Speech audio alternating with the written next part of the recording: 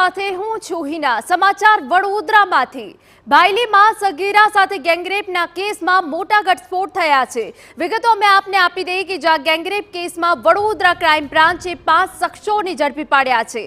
જી હા, પાંચેય આરોપી વિધર્મી અને મૂળ ઉત્તર પ્રદેશના રહેવાસી હોવાનો ખુલાસો થયો છે।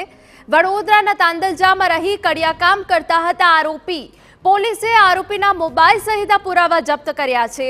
બાયલીમાં મિત્ર સાથે બેસેલી સગીરા પર બળાત્કાર કર્યો હતો। સુમસાન રોડ પર બેસેલી સગીરા પર ગેંગરેપ કર્યો હતો। સગીરાના મિત્રને પકડી રાખ્યો હતો અને સગીરા પર બળાત્કાર કર્યો હતો અને તે બાદ પોલીસ દ્વારા ચક્રો ગતિમાન કરાયા। વિવિધ ટીમો બનાવવામાં આવી અને 5 જેટલા શખ્સોને ઝડપી પાડ્યા હોવાની વિગતો હાલ પ્રાપ્ત થઈ રહી છે। ખુલાસો એ પણ થયો છે કે આ પાંચેય આરોપી જે છે વિધર્મી છે અને મૂળ ઉત્તર પ્રદેશના રહેવાસી છે। વડોદરાના તાંદલજામાં રહી કડિયાકામ કરતા હતા આરોપી। આપણે જણાવી દઈએ કે જ્યાં મોબાઈલ ફોનના પુરાવા સહિત સીસીટીવી ફૂટેજ તમામ પાસાઓ પોલીસ તપાસી રહી હતી અને આખરે આરોપી સુધી પોલીસ પહોંચી ગઈ છે। તો ગેંગરેપ કેસમાં વડોદરા ક્રાઇમ બ્રાન્ચે 5 શખ્સોને ઝડપી પાડ્યા।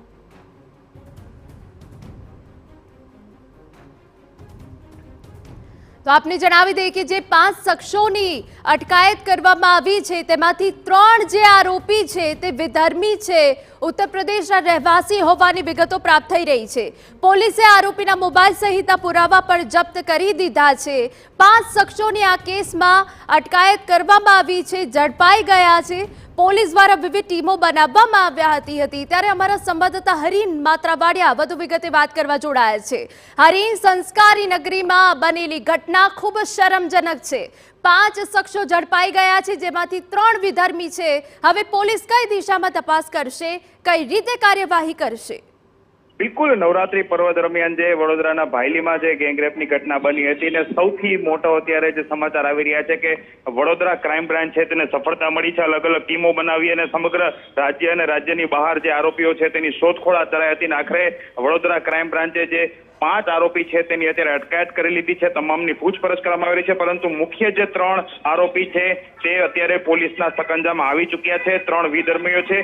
બરોડા શહેરમાંથી જ તમામ જે આરોપીઓ છે તેની ધરપકડ કરી હોવાનું અત્યારે સૂત્રોમાંથી જે જાણવા મળી રહ્યું છે અને મુખ્ય જે 3 આરોપીઓ છે કે જેના દ્વારા ગેંગરેપને અંજામ આપવામાં આવ્યો હતો તે ત્રણેય છે તેની અત્યારે અટકાયત કરી તેની વધુ પૂછપરછ છે તે અત્યારે શરૂ કરી દેવામાં આવી છે। પરંતુ જે રીતના વાત કરવામાં આવે તો સૌથી મોટા સવાલ થઈ રહ્યા છે કે કઈ રીતે આ સમગ્ર ઘટના છે તેને અંજામ આપવામાં આવ્યો હતો। જે રીતના પોલીસ પણ એક અલગ અલગ જગ્યાઓ પર શાંતિની અને જે સુરક્ષાની વાત કરતી હતી, જે રીતના બનાવ બન્યો છે તે ખૂબ ગંભીર હતો અને અત્યારની વાત કરવામાં આવે તો 3 આરોપીઓ છે તેની અટકાયત કરી લેવામાં આવી છે। વડોદરા શહેરમાં જ 3 આરોપીઓ છે તે હતા, જોકે મૂળ તેઓ યુપીના રહેવાસી છે, પરંતુ આટલા સમય દરમિયાન તેઓ ક્યાં છુપાયા હતા, કોને કોને આશરો આપ્યો હતો, આ તમામ જે મુદ્દાઓ છે તેની પોલીસ અત્યારે તેની પાસેથી પૂછપરછ કરી રહી છે। બિલકુલ હરીન, આભાર। તો આ પહેલા આજે 3 વિધર્મી આરોપી કે જેઓ અટકાયતમાં આવ્યા છે તેમની પૂછપરછમાં એ પણ ખુલાસા કરવા જરૂરી છે કે આ પહેલા કયા કયા ગુના આચર્યા હતા, પરંતુ હાલ તો 5 શખ્સોની અટકાયત કરી લેવામાં આવી છે। હવે પોલીસ વધુ પૂછપરછ હાથ ધરશે। વધુ એક અપડેટ અમે આપને આપી દઈએ। બાયલીમાં સગીરા સાથે ગેંગરેપ કેસમાં મોટો ઘટસ્ફોટ થયો છે। આપને જણાવી દઈએ કે જ્યાં પોલીસે ચક્રો ગતિમાન કર્યા હતા, ક્રાઇમ બ્રાન્ચે આરોપીને શોધવા 3 દિવસ મહેનત કરી હતી, રાત દિવસ એક કરી દીધા હતા।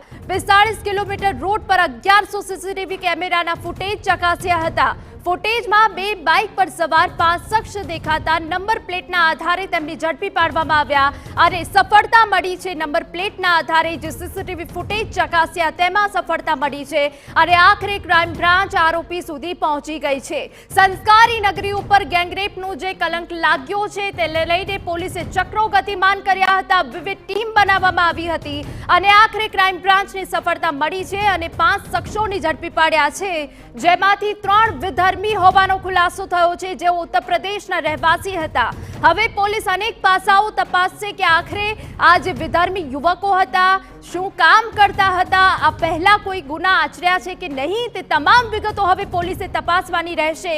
પરંતુ જે સંસ્કારી નગરીમાં શરમજનક ઘટના બની હતી તેમાં ક્રાઇમ બ્રાન્ચને સફળતા મળી છે।